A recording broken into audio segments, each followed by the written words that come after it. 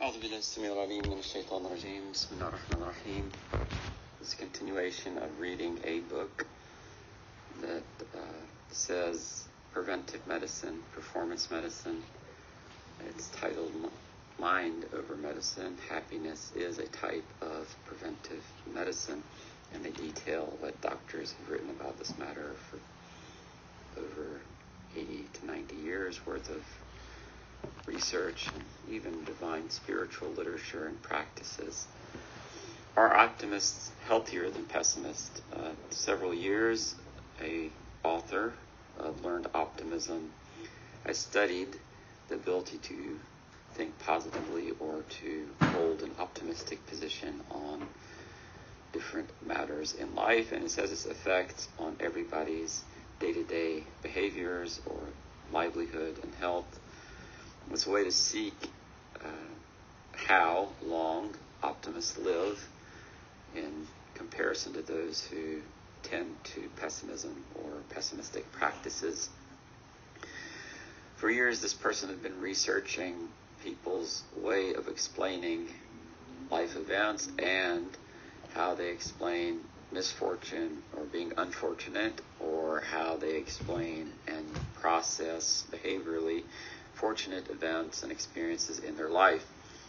As it turns out, the difference between a person who is an optimist and a pessimist is clear in how permanent and pervasive they receive news that tends to be processed as good or bad in light of normalized human behaviors.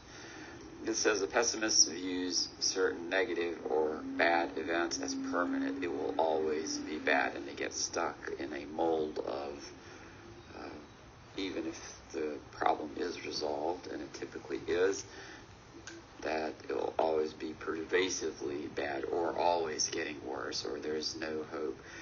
Or the quote they use here is, this is going to ruin everything and everybody, and so on. Kind of the sweeping generalizations of negativity. Or it is a personal response as opposed to having that locus of control externally. They internalize it in a way that's unhealthy. They say, it's all my fault, I never do anything right, and it becomes an inability to actually correct the personal mistake or make the world a better place.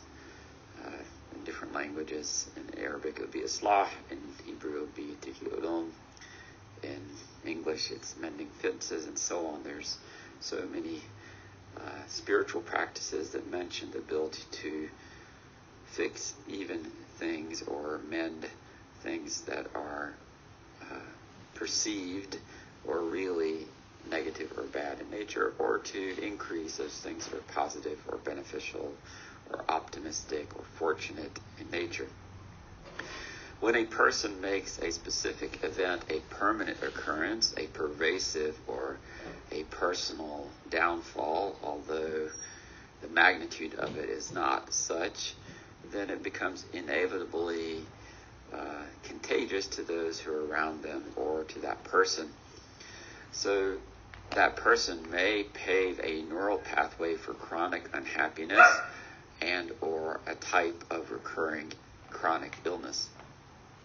Pessimists also believe that bad events are the result of their own failure or failures. Good events, on the other hand, they believe to be only temporary, strange occurrences, and specifically out of their immediate control. And that's problematic in this case, according to this analysis of researched science in this matter.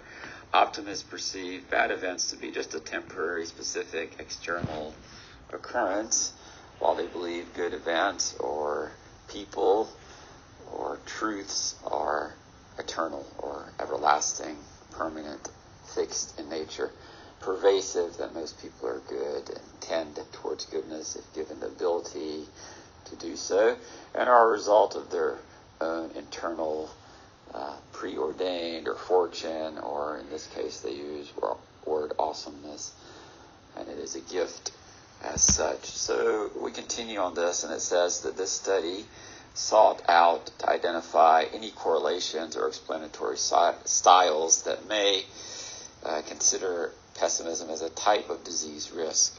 First, they had to determine whether optimism and pessimism are stable across a lifetime, or if it happens once for an optimist, are they always an optimist, or can people change over time?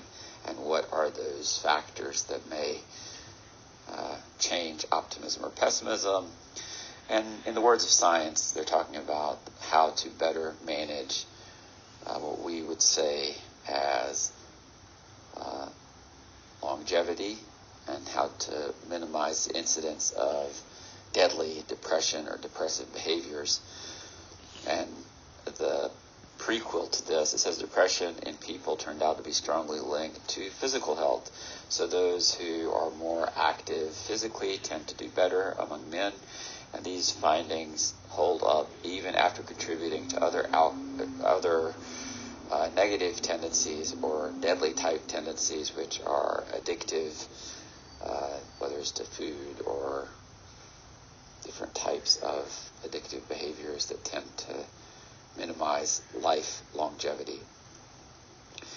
In this study, it says that there's a person who, I guess it's almost 80 years worth of research, and they reported it here. Turns out optimistic patients recover better from heart disease or surgery or immune system related illnesses, and they tend to live longer, happier, healthier lives. They reduce the incidence of conditions such as cancer, heart disease, and kidney failure. And I'll stop there again for the sake of brevity and for the sake of our day and age of consuming information or understanding of literature. I ask God to deliver this message to those that it will be of benefit to, healing for, and for those who are seeking to experience the world as it truly is in divine light and wisdom. Bismillah. Salam. Take care. Salam.